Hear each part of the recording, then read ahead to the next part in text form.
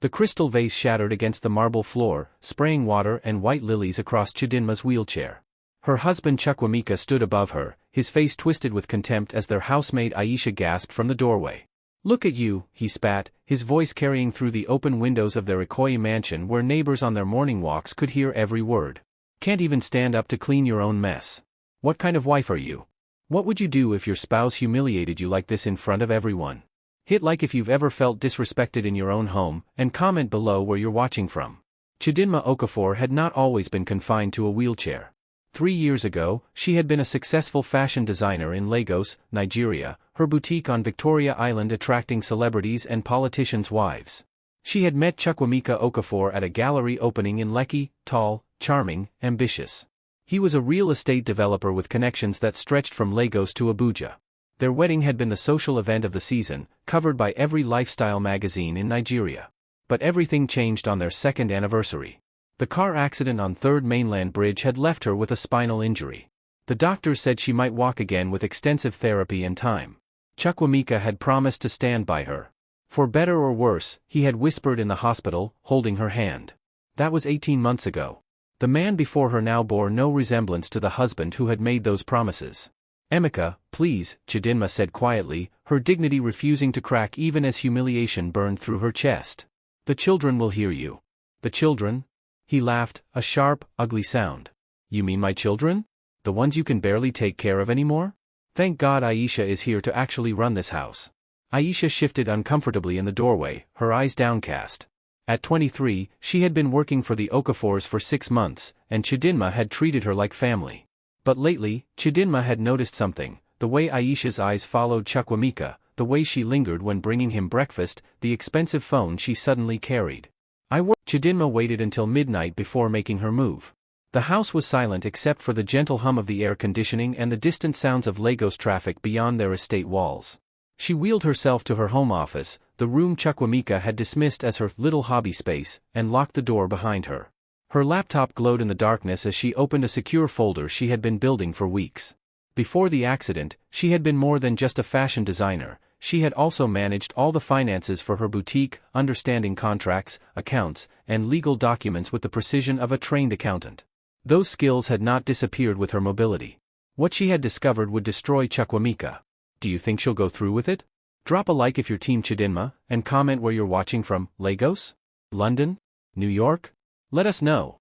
The first document she reviewed was their joint account statement. When they married, Chukwuemeka had insisted on combining their finances, claiming it showed unity. Chidinma, naive and in love, had agreed. What she hadn't known was that he had been systematically draining their accounts, transferring money to a private account she had only recently discovered. But that wasn't the worst of it. 3 months ago, Chidinma had received a strange letter from a law firm in Abuja. It was addressed to her maiden name, Chidinma Nwosu, regarding a property dispute.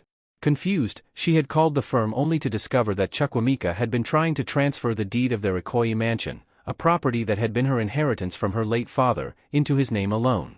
He had forged her signature on preliminary documents, claiming she was mentally incapacitated due to her disability. The lawyer, a woman named Ngozi Adelik, had been suspicious. She knew Chidinma's father and refused to process the transfer without speaking to Chidinma directly. That phone call had opened Chidinma's eyes. Now, sitting in her office, Chidinma video-called Ngozi. The lawyer answered immediately, her professional demeanor softening when she saw Chidinma's face. "Chidinma, it's late. Are you all right?" "I have the evidence you asked for," Chidinma said, her voice steady. "Everything. The forged signatures, the bank transfers, and now, proof of infidelity." Ngozi leaned forward, her interest sharpening. "Infidelity? With who?" "Our housemaid. I have photographs from a private investigator. They've been carrying on for at least 3 months, possibly longer. And he's been humiliating you publicly? In front of the staff, the neighbors, even our children." Chidinma's voice cracked slightly, but she steadied herself. "I want to file for divorce, Pack your things," Chidinma said quietly. "I'm giving you 2 weeks' salary and a reference for another position outside Lagos. But you need to be gone by the time my husband returns from Abuja." "Madam, please." "And Aisha? If he contacts you, don't answer. If he promises you anything, don't believe him. Men like Chukwuemeka don't keep their promises. They only destroy." After Aisha fled the room, Chidinma received a text from Ngozi: "Joint accounts frozen. Restraining order filed." He'll be served tomorrow when he lands in Lagos. Are you ready for this? Chidinma looked around the bedroom she had shared with Chukwuemeka, at the life they had built on lies and broken promises. She thought of her children sleeping down the hall, innocent and deserving of better. She typed back, "I'm ready." Her phone rang immediately. It was Obiora, the private investigator. "Mrs. Okafor, there's something else you need to know. Your husband isn't in Abuja on business." "What do you mean?" "He's in Abuja with another woman. Not the maid. Someone else. I'm sending you the photos now." Chidinma's phone buzzed with incoming images. Chukwuemeka at a luxury restaurant with a woman in expensive jewelry. Chukwuemeka holding her hand across the table. Chukwuemeka kissing her in a parking lot. "Who is she?" Chidinma asked, her voice hollow. "Her name is Zainab Mahmood. She's a politician's daughter. And according to my sources, your husband has been telling people he's divorced." The room spun. It wasn't just Aisha. It had never been just Aisha. Chukwuemeka had been building, and Chukwuemeka's car pulled through the estate gates at precisely 6:47 p.m. on Friday evening. Chidinma watched from her bedroom window as he emerged, straightening his designer suit, checking his phone with the casual confidence of a man who believed he controlled everything. He had no idea what was waiting for him. Would you warn your cheating spouse, or let karma do its work? Hit like if you're ready for the confrontation, and tell us in the comments where you're watching from. The process server had arrived 10 minutes earlier, a crisp professional woman named Ifeananya who had worked with Ngozi's firm for years. She waited in the living room, documents in hand, while Chidinma positioned herself in her wheelchair by the French doors that opened onto the garden. She had chosen this spot deliberately, visible from the foyer, but with an escape route if needed. She heard his footsteps on the marble floor, heard him call out, "Aisha. Where is everyone?" Silence. "Chidinma." His voice carried a note of irritation. "Why isn't dinner ready?" She didn't respond. Let him come to her. He appeared in the doorway, loosening his tie. "Where is?" He stopped when he saw Ifeananya standing beside Chidinma's wheelchair. "Who are you? Mr. Chukwuemeka Okafor?" Ifeanyanya's voice was professionally neutral. "Yes. What is this about?" "You've been served." She handed him a thick envelope. "These are divorce papers, a restraining order, and notice of pending criminal charges for forgery and fraud. You have 24 hours to vacate this property." Chukwuemeka stared at the envelope as if it were a snake. "This is a joke." "It's not," Chidinma said quietly. "It's over, Emeka." He looked at her then, really looked at her, and she saw the moment his confident mask cracked. "You can't divorce me. You need me. Who's going to take care of you?" "Who's going to?" "I can take care of myself," Chidinma interrupted. "I've been taking care of myself, this house, and our children while you've been too busy sleeping with Aisha and your politician's daughter in Abuja." The color drained from his face. "How did you? Did you really think I wouldn't find out? That I would just sit here and accept your disrespect forever?" Chidinma's voice was steady, but inside she was shaking. "I have photographs, Emeka. Bank records. Evidence of your attempt to steal my father's house. Everything." "You're insane," he said, his voice rising. "The children will be told the truth when they're old enough to understand. For now, they'll be told that daddy made some mistakes and mummy and daddy can't live together anymore. You're poisoning them against me." "I don't need to poison them, Emeka. You did that yourself every time you screamed at me in front of them, every time you called me useless, every time you made them watch you break their mother's heart." He took a step toward her, and Ifeananya immediately moved between them. "Mr. Okafor, the restraining order prohibits you from approaching Mrs. Okafor within 10 meters. I suggest you step back." For a moment, Chidinma saw something dangerous flash in his eyes, the same look he'd had when he smashed the vase. But then he seemed to deflate, reality settling over him like a heavy blanket. "This isn't over," he said quietly. "Yes," Chidinma replied. "It is." After Ifeananya left and Chukwuemeka retreated to the guest house, Chidinma allowed herself to shake. She wheeled herself to the bathroom and splashed cold water on her face, staring at her reflection in the mirror. Her hands trembled, but her eyes were clear. A soft knock on the door made her turn. Adiz stood there in her nightgown, her stuffed elephant clutched in her arms. "Mummy?" Why was Daddy shouting? Chidinma's heart broke. She opened her arms, and Adiz climbed into her lap, fitting perfectly against her mother's chest the way she always had. "Sometimes adults have disagreements, sweetheart. But everything's going to be okay." "Is Daddy leaving?" There was no point in lying. Adiz was too smart for that. "Yes, baby. Daddy's going to live somewhere else for a while.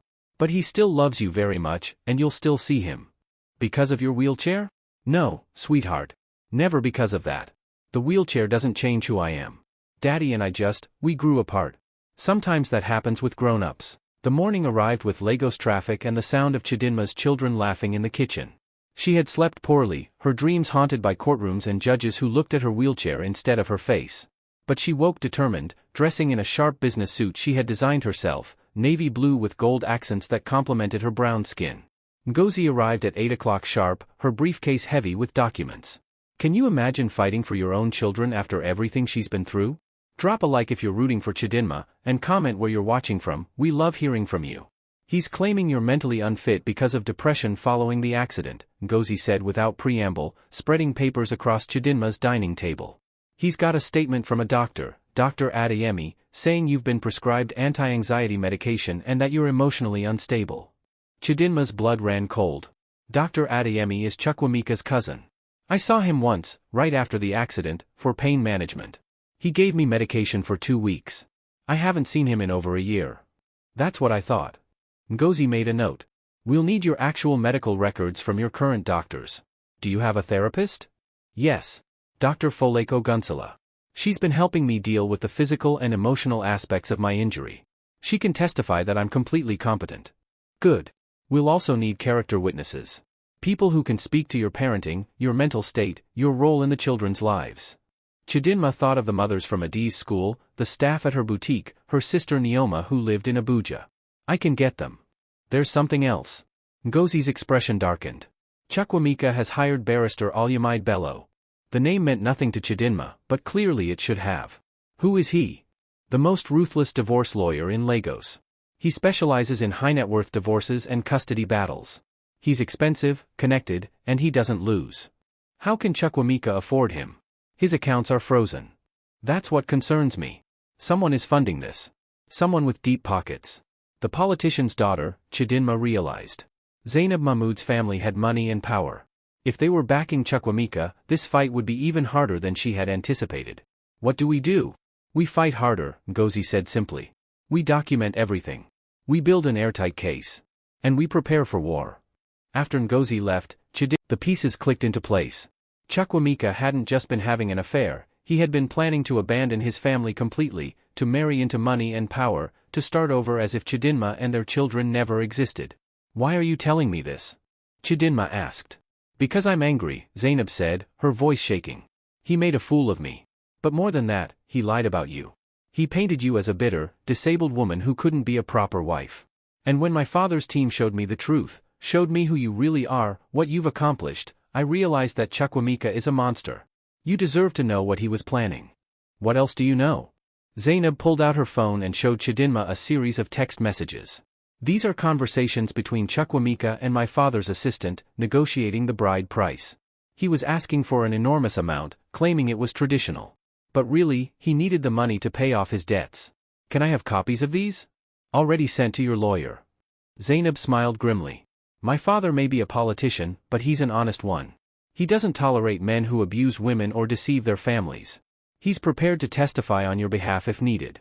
Chidinma felt tears prick her eyes. Why would he do that for me? Because his sister, my aunt, was in a wheelchair most of her life. She died 5 years ago, but she was one of the strongest women I've ever known. When my father heard how Chukwuemeka has been treating you, using your disability as an excuse to abuse and discard you, he was furious. He said, and I quote, "Men like that need to be taught a lesson." The coffee arrived, but neither woman touched it. They sat in the noise and bustle of the cafe, two women from different worlds, united by one man's cruelty. There's something else, Zainab said. 3 days passed in uneasy quiet. Chidinma barely slept, jumping at every sound, checking on the children multiple times each night. The court date had been set for 2 weeks away, and both legal teams were preparing their cases.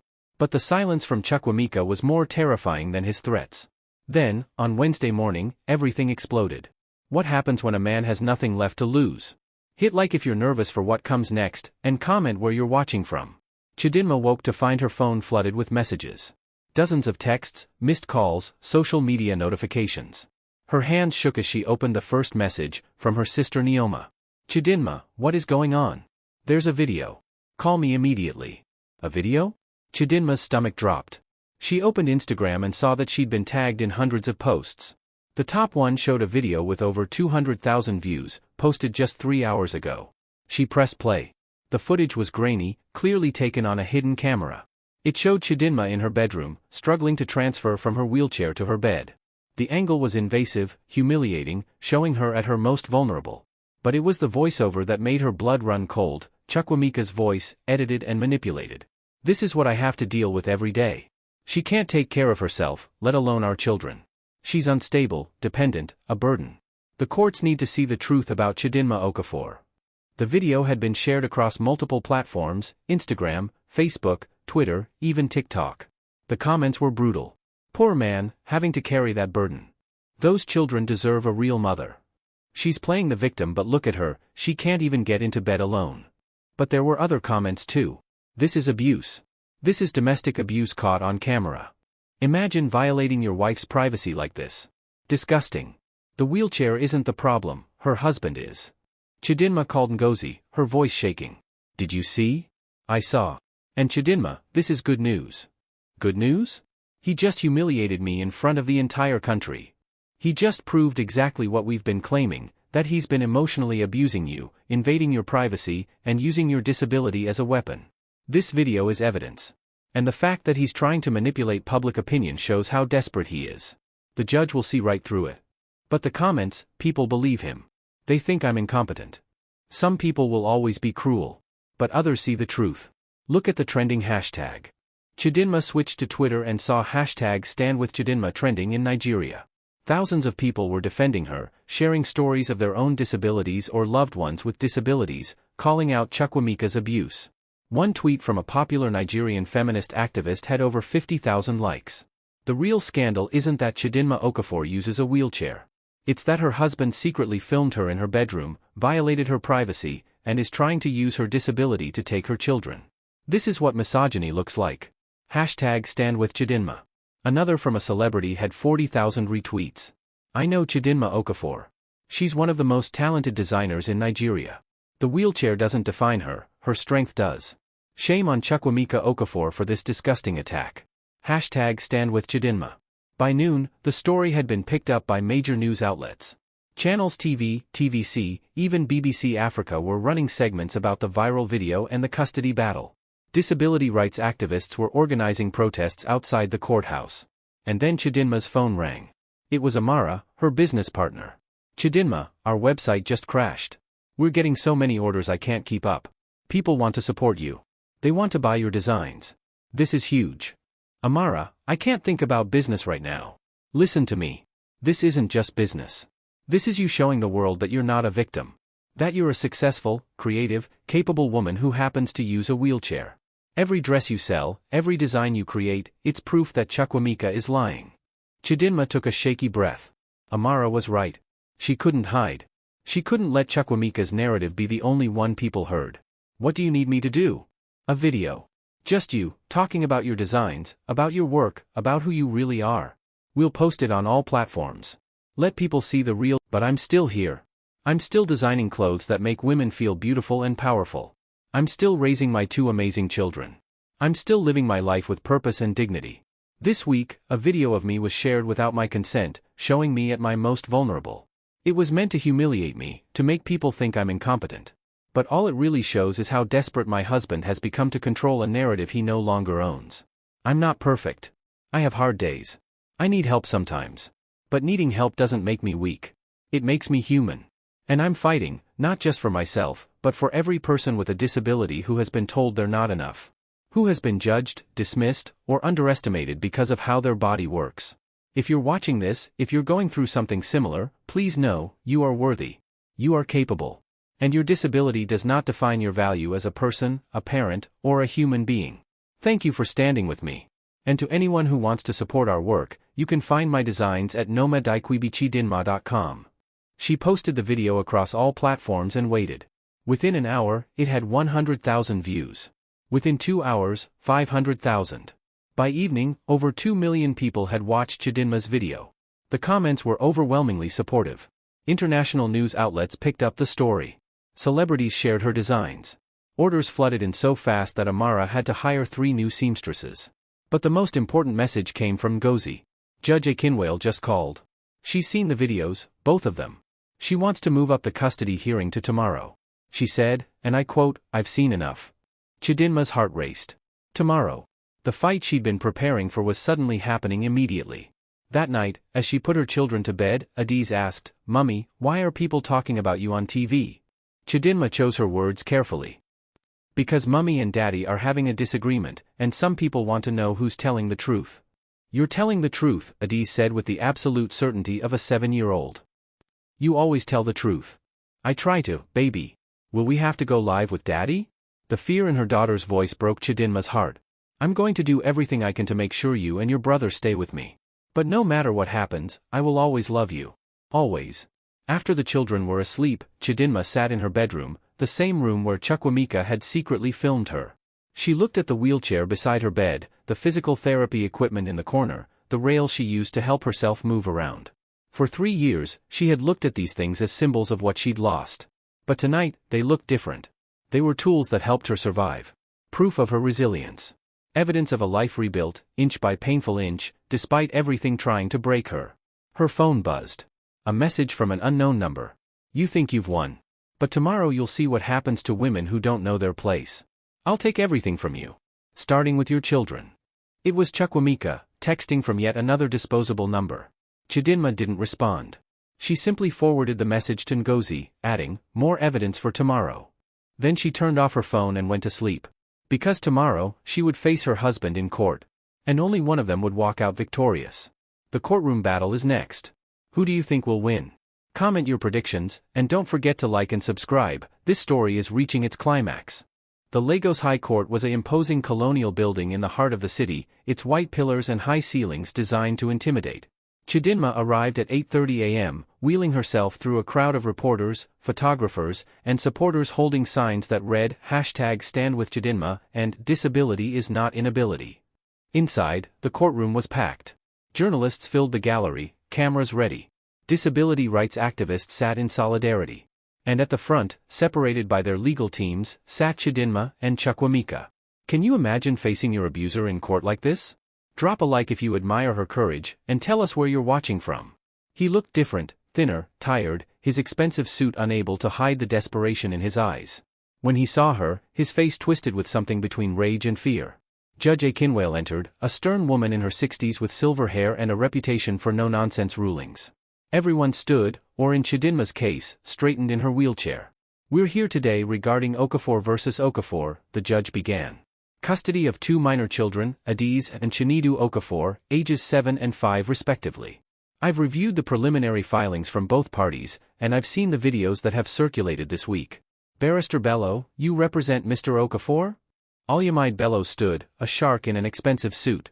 "Yes, Your Honor. My client seeks full custody on the grounds that Mrs. Okafor is mentally and physically unable to provide adequate care for the children." "On what evidence?" "Her disability, Your Honor. Since the accident, she has required significant assistance with daily activities. She's prescribed anti-anxiety medication. She's unable to participate in physical activities with the children. Furthermore, she has been isolated from society, running a small online business from home while the children are cared for primarily by hired staff." Ngozi rose, her voice sharp. "Your Honor, my client's disability has no bearing on her ability to parent. She has adapted her home and lifestyle to accommodate her needs. She works successfully from home by choice, not necessity. And the hired staff Mr. Bello refers to was actually having an affair with Mr. Okafor, an affair documented with photographic evidence." A murmur ran through the courtroom. Judge Akinwale raised her hand for silence. "Continue, Ms. Adelik." "Furthermore, Your Honor, Mr. Okafor has engaged in a systematic campaign of emotional abuse, financial manipulation, and character assassination. He attempted to forge Mrs. Okafor's signature to steal her inherited property. He secretly filmed her in her bedroom without consent and distributed that footage publicly in an attempt to humiliate her. He threatened her via text message just last night." Ngozi held up her phone. "We have all of this documented." Judge Akinwale looked at Chukwuemeka with cold eyes. "Is this true, Mr. Okafor? Did you film your wife without her knowledge?" Bello stood quickly. "Your Honor, that video was meant to document Mrs. Okafor's limitations for the court's benefit. It was filmed in her bedroom," the judge interrupted. "Without her consent. And distributed on social media. That's not documentation, barrister. That's a violation of privacy and quite possibly a criminal offense." Chukwuemeka finally stood, ignoring Bello's attempt to silence him. "Your Honor, please. I love my children. I'm just trying to protect them. Their mother can't, she's in a wheelchair. How is she supposed to chase after them, protect them, take them to school, to the park? Mr. Okafor, Judge Akinwale's voice cut through his speech like a knife. I am going to say something that should be obvious to everyone in this courtroom. A wheelchair is a mobility aid. It does not affect a person's intelligence, emotional capacity, or ability to love and care for their children.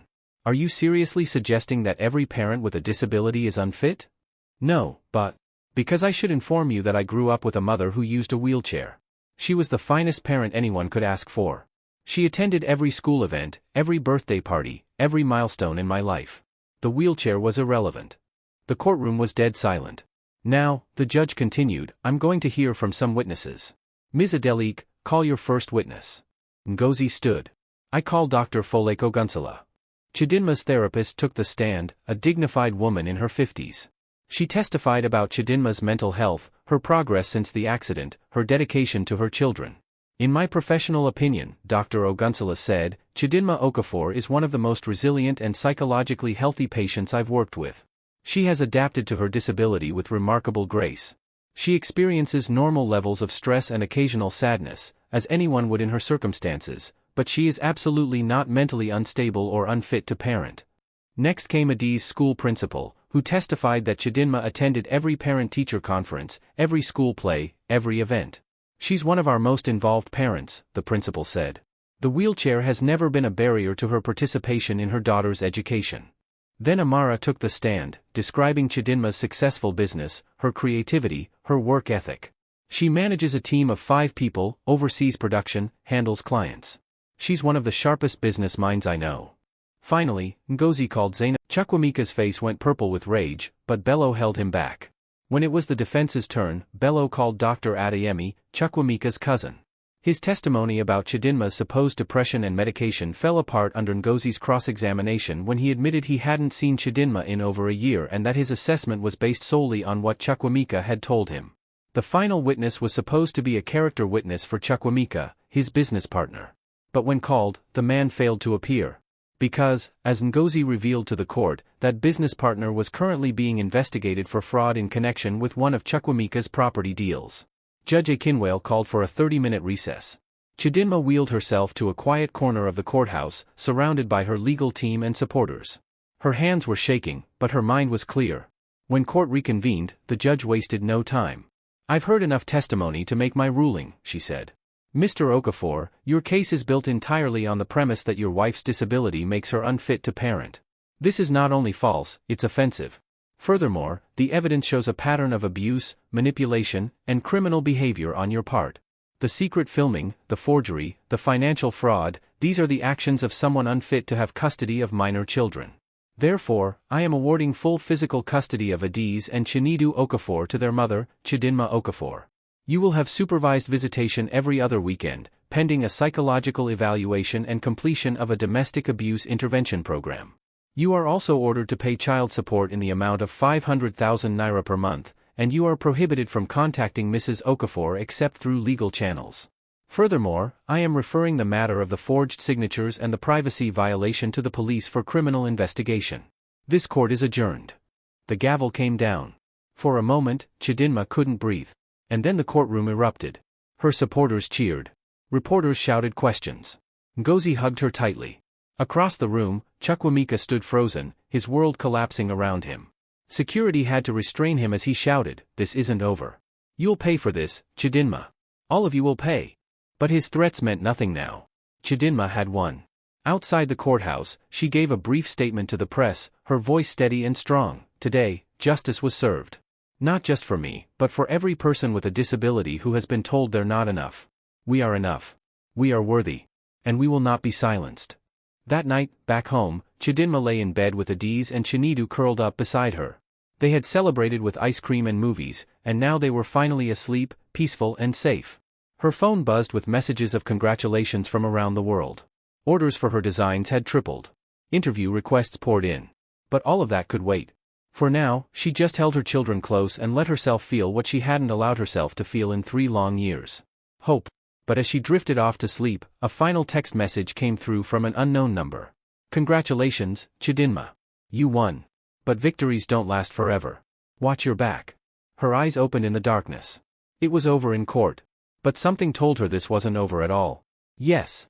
Justice served. But what's that threat about? Hit like if you're celebrating with Chidinma, and comment what you think happens next. Subscribe so you don't miss the final chapter.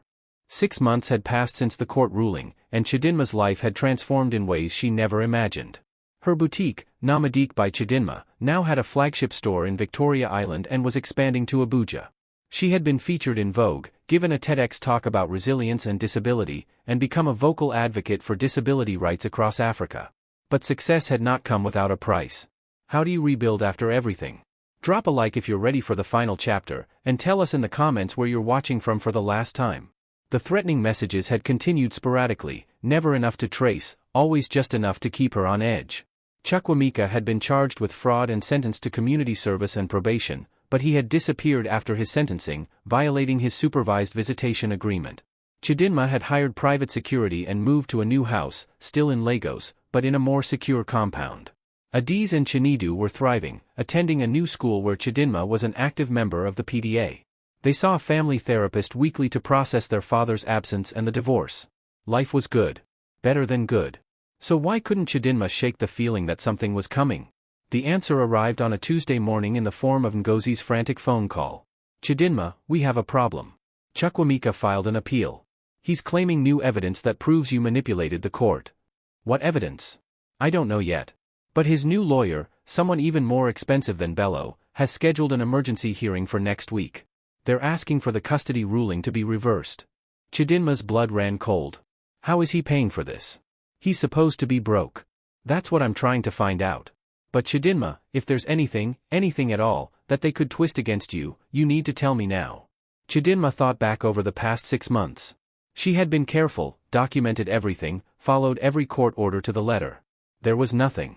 Unless, Ngozi, 3 months ago, I had to miss one of Chukwuemeka's supervised visits. Adiz had a school event that I couldn't reschedule.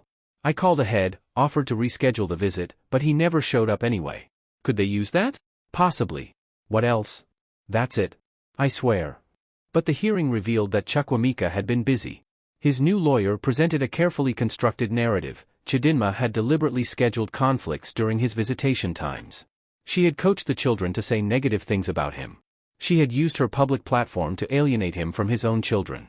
None of it was true, but it was presented so skillfully that Chidinma could see the new judge, not Akinwale, who had recused herself from appeals, wavering. Then Chukwuemeka took the stand. He was different. Humbler. He spoke about his mistakes, his regrets, his love for his children. He claimed to have attended therapy, to have changed, to want nothing more than a relationship with Adiz and Chinedu. I made terrible choices, he said, tears streaming down his face. I was cruel to my wife. I deserve everything that happened to me. But please don't punish my children by keeping them from their father. I'm not asking for custody. I just want to be in their lives. It was a masterful performance. Even Chidinma almost believed it. The judge called a recess to deliberate. Chidinma sat in the hallway, her heart racing. What if she lost? What if after everything? Mrs. Okafor? She looked up to see a young woman in a business suit, someone she didn't recognize. My name is Hawa Ibrahim. I work at the bank where your ex-husband has an account. She glanced around nervously. I shouldn't be here, but I needed to tell you something. The money funding his appeal? It's coming from overseas. From a shell corporation registered in the Cayman Islands. What does that mean? It means someone with serious resources is backing him. And there's more. Last week, I saw a transfer for $2 million, not to his lawyer, but to a man named Alhaji Musa. The name sent ice through Chidinma's veins. Alhaji Musa, the dangerous businessman Zainab had warned her about. Why would he pay Alhaji Musa? I don't know. But Mrs. Okafor, people who deal with Alhaji Musa don't do it for legal reasons. Whatever your ex-husband is planning, it's not just about custody. Before Chidinma could respond, Hawa disappeared into the crowd. Chidinma immediately called her security team and told them to pick up the children from school early. Something was wrong. Very wrong. When court reconvened, the judge delivered her ruling. While I find Mr. Okafor's testimony compelling, I also note that he has violated multiple court orders, including supervised visitation requirements. Therefore, I'm upholding the original custody arrangement, but I'm ordering a gradual reintroduction of visitation rights, starting with video calls and progressing to supervised in-person visits if. But Chidinma knew Chukwuemeka better than that. He was desperate, dangerous, and backed by people with no regard for the law. That night, Chidinma moved her family to a safe house arranged by her security team. She hired round-the-clock protection. She notified Interpol in case Chukwuemeka tried to leave Nigeria. And then she waited. The call came 3 days later. Chukwuemeka had been arrested at the Abuja airport, trying to board a flight to Dubai with a fake passport. The police found evidence on his phone of his entire plan: kidnapping the children, disappearing overseas, demanding a ransom from Chidinma's business earnings. He was charged with attempted kidnapping, fraud, violating a court order, and conspiracy. This time, there would be no probation, no community service. Chukwuemeka Okafor was going to prison. The trial lasted 2 months. Throughout it, Chukwuemeka maintained his innocence, claiming he just wanted to see his children, that he was framed. But the evidence was overwhelming. On the day of sentencing, Chidinma attended court one final time. She wheeled herself to the witness stand and delivered a victim impact statement. 3 years ago, she said, looking directly at Chukwuemeka, I survived a car accident that changed my life forever. But the accident wasn't the hardest thing I faced. You were. Your cruelty, your betrayal, your attempts to use my disability as a weapon against me, that was harder than any physical therapy, any pain, any adaptation I had to make. But you failed. You tried to break me, to prove I was weak, to take everything I had built. And you failed. I rebuilt my life. I rebuilt my business. I protected my children. And I'm here today, not as a victim, but as a survivor. I hope that someday, you'll understand the damage you've caused. Not just to me, but to Adis and Chinedu, who deserve a father who loves them more than he loves himself. But whether you understand or not, we will be fine. Because we already survived the worst thing that could happen to us. We survived you. The judge sentenced Chukwuemeka to 8 years in prison. As he was led away in handcuffs, he looked back at Chidinma one last time. There was no anger in his eyes anymore. Just defeat. Outside the courthouse, surrounded by her legal team, her security, and a crowd of supporters, Chidinma gave her final statement to the press. Today marks the end of a long and painful chapter in my life. But it's also the beginning of something new. I'm not just a survivor of domestic abuse or a woman with a disability. I'm a mother, a businesswoman, an advocate, and a fighter. And to anyone out there facing their own battles, whether against abuse, discrimination, or their own limitations, please know this: you are stronger than you think. You are worthy of love, respect, and dignity. And you can rebuild, no matter how broken you feel. The crowd erupted in applause. That evening, Chidinma sat in her living room with Adis and Chinedu, watching the sunset over Lagos. They had pizza, their favorite, and talked about ordinary things. School, friends, the new puppy they were planning to adopt. Adis leaned against her mother's shoulder. Mummy, are you happy now? Chidinma thought about the question. Was she happy? She had been through hell. She had been betrayed, humiliated, threatened, and nearly destroyed. She had fought battles she never should have had to fight. But she had won. She had protected her children. She had built a life and a business she was proud of. She had found strength she didn't know she possessed. Yes, baby, she said softly. I'm happy. And for the first time in years, it was true.